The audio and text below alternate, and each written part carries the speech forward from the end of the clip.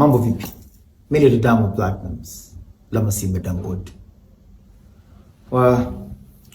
Kwanza kabisa, unajua mimi sipendaji kuvipa kipaumbele vitu vya kipuuzi. Yaani sipendaji kujibu upuuzi. Na ndio maana mara nyingi kukiwa kunatokea vitu vingi vya kipuuzi, mimi usikii nikiongea, aka kimya tu naacha. So mwenye akili ataelewa ukweli, asiyekuwa na akili ataelewa ujinga. Lakini nafanya video hii kwa sababu tu ya mashabiki zangu ambao walikuja tarehe 7 Disemba Polo Club ya Nairobi kwenye show yangu, na kwa bahati mbaya hawakuniona nimeperform. Na mpaka sasa hivi hawajui ukweli kwa nini mimi sikufanya show, kwa niliondoka. So kila mtu anataka advantage ya hiyo kitu. Anakuja na story yake kila mtu. Huyu sio sijalipwa, huyu sijui nimesusa, huyu sijui nini, vitu vingi.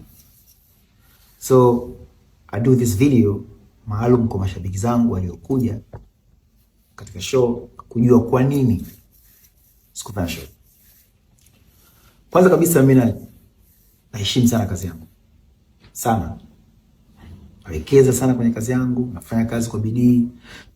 Na to me muziki siufanyi tu kwa sababu yangu. Nafanya kwa heshima ya Afrika Mashariki nzima. Nilipotoka watu wajue kama huku kuna watu ambao wanafanya kazi sana. Kuna watu wana uwezo. Na namshukuru Mwenyezi Mungu tumekuwa tukiwakilisha vizuri sehemu tofauti.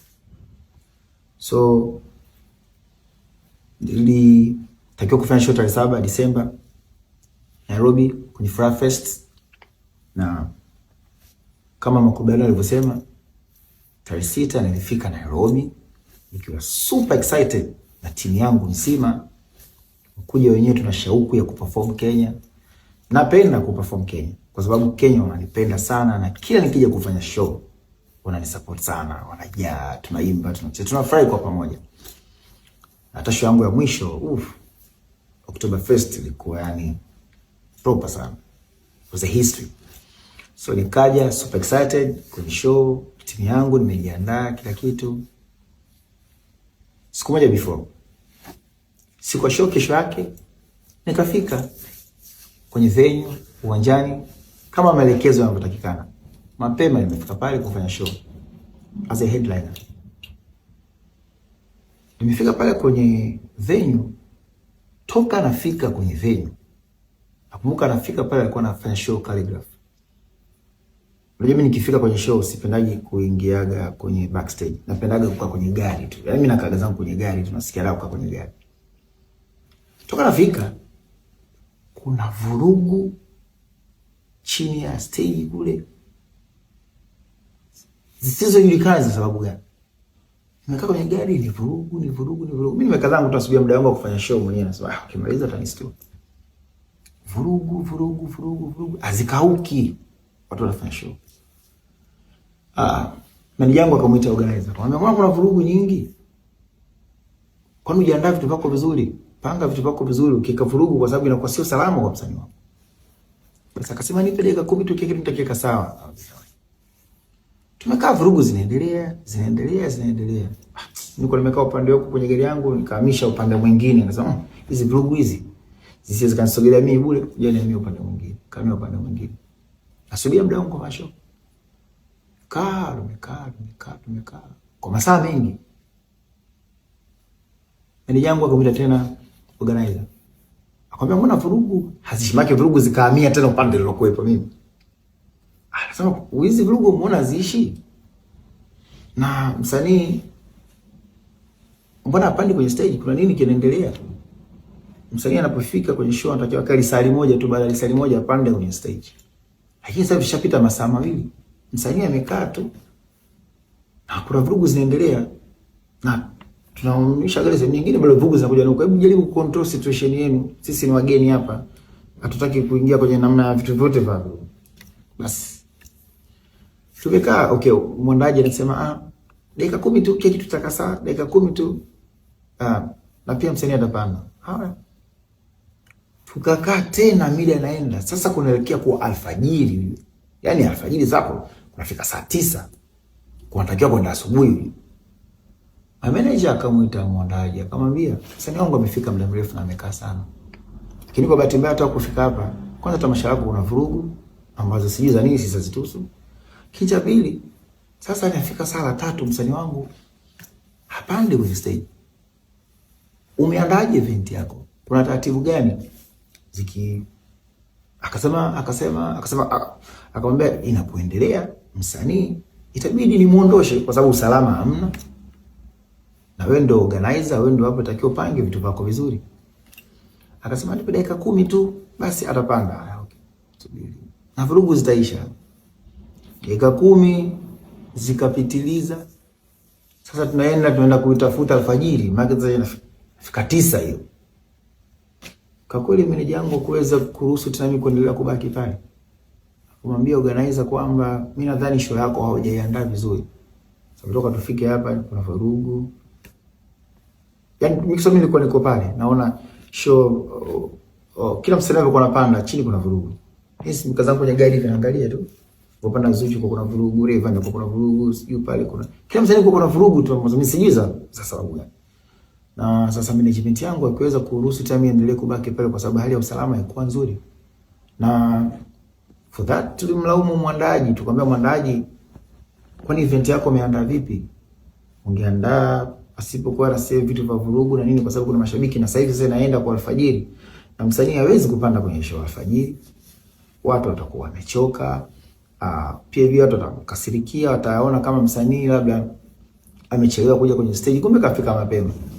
Wengine watamuona na dharau, show haitakuwa pia nzuri kwa sababu sasa msanii atakuwa yani watu wamechoka, wamekuja muda mrefu, watu wamelipa fedha zao, so watu wanalipa fedha zao, lazima upange muda sawia wa show zinaendaje, na anafika wapi, ndio mambo yanafanyika hivyo. Basi baada ya ule nadhani hakuweza kutimiza, basi kabidi manager kuniondosha kanirudisha hotelini. Niliumia kwa sababu I was so excited ku perform. Unapoambiwa na management kwamba inabidi kurudishe hotelini, unaumia, but what can you do? Management ashakwambia muda sio, anakuambia mazingira sio mazuri. So sababu kubwa ya mimi kuondoka kuto kufanya show ni tulifika pale mapema tukakalishwa pale takriban masaa 3 pasipo kwenda kwenye stage. Na pale kulikuwa kuna vurugu tu ambazo hatujui za sababu gani. So basi tukaondoka, tukaona organizer alipanga pengine. Kusema wakati mwingine akiandaa vizuri inshallah tutakuja. Sasa nimefika hotelini kesho yake. Anza kuona story tofauti kabisa. Mmoja msanii anasema siji nilisusa kufanya show kwa sababu sikutaka yeye sijui atangulie. Wengine yani kuna story nyingi za uongo ambazo kwanza zilinisikitisha sana. Unajua mimi ni mtu ambaye kwanza mimi naheshima kwa kila mtu. Mimi napenda kufanya mambo yangu, I don't have time for that. Unaelewa? Unapokuja story kama hiyo kwanza ilinisikitisha, bwana nikacheka pia. Unapokuwa headline tafsiri yake ni kwamba yani kuna wasanii wanatangulia, ushatangulia wewe ndio unafunga show. Lakini hata kufunga show kwenyewe sio unafunga show alfajiri. Hakuna deadline kufanya show saa 12 asubuhi au saa 10. Hamna hiyo show tena unafika unafanya show mashabiki wanapiga mioyo. Hiyo kitu. Kwa hiyo the fact kwamba mimi nimekuja pale as a headliner, nilijua tu kuna wasanii wanakuja wanatangulia, watafanya show, baada ya kufanya show ndio nafuata mimi. And I've been headlining kwenye nchi nyingi. Ni sehemu chache sana mimi za nikaenda sio headliner. Katika show chache, show zangu zote karibuni 90% na kwa headline. So mtu anapokuja anasema sijui nimemzuia asifanye show. Kwanza naweza mimi kumzuia, mimi mwenyewe mgeni. Mimi mwenyewe sikupata nafasi ya kufanya show, ndio maana nikaona acha niondoke zangu. Malika pembeni kama kingine mimi nimelipwa pale. Nilipwa $150. $150 zaidi nafikiria milioni 400 ya Tanzania.